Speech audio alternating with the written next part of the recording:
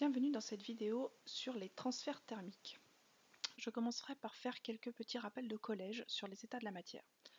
Donc à l'état solide, les molécules sont bien rangées, bien alignées et bien serrées les unes contre les autres.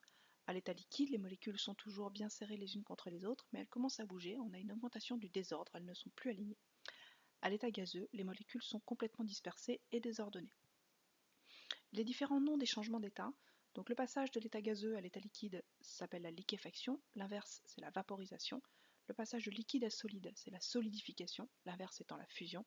Le passage de solide à gazeux est la sublimation, l'inverse étant appelé condensation ou condensation solide. Lorsqu'un corps pur change d'état, cela se fait toujours à température constante. Ici, j'ai par exemple la courbe de refroidissement du cyclohexane liquide.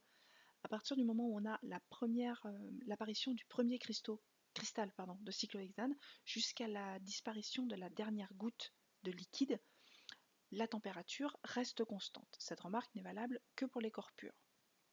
Lorsqu'on met en contact deux corps de température différentes, on a un transfert d'énergie entre les deux. Le corps le plus chaud cède toujours de la chaleur au corps le plus froid.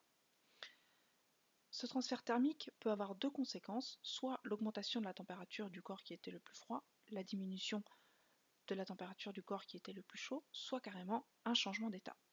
Donc l'agitation thermique entre les molécules, c'est tout simplement la capacité des molécules à bouger les unes par rapport aux autres. Si on augmente simplement l'agitation thermique, on va augmenter la température. Ça marche en sens inverse, si on diminue l'agitation thermique, on va diminuer la température.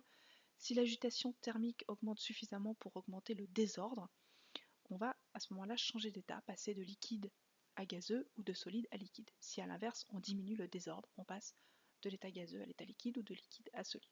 Donc deux conséquences au transfert d'énergie, variation de température et ou changement d'état. Si un changement d'état se fait en dégageant de la chaleur, on dit qu'il est exothermique. Si au contraire il nécessite un apport d'énergie extérieure, donc il absorbe de l'énergie, il sera endothermique. On peut calculer l'énergie nécessaire à un corps pour changer d'état, ou alors l'énergie qu'il dégage, en multipliant la masse de ce corps par l'énergie massique de changement d'état de ce corps. Donc ça c'est une donnée, elle dépend des corps.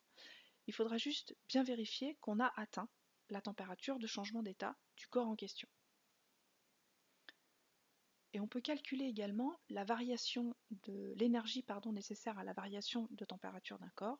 Donc on multiplie la masse de ce corps en kilogrammes par la capacité calorifique massique, qui est aussi une donnée et qui dépend des corps, par encore la variation de température. On fait bien attention, dans cette variation de température, il ne doit pas y avoir de changement d'état. Ce calcul-là ne peut se faire que pour un seul état physique. La capacité calorifique massique, elle est valable pour un état physique et pas un autre. La capacité calorifique massique de la glace n'est pas la même que la capacité calorifique massique de l'eau, par exemple.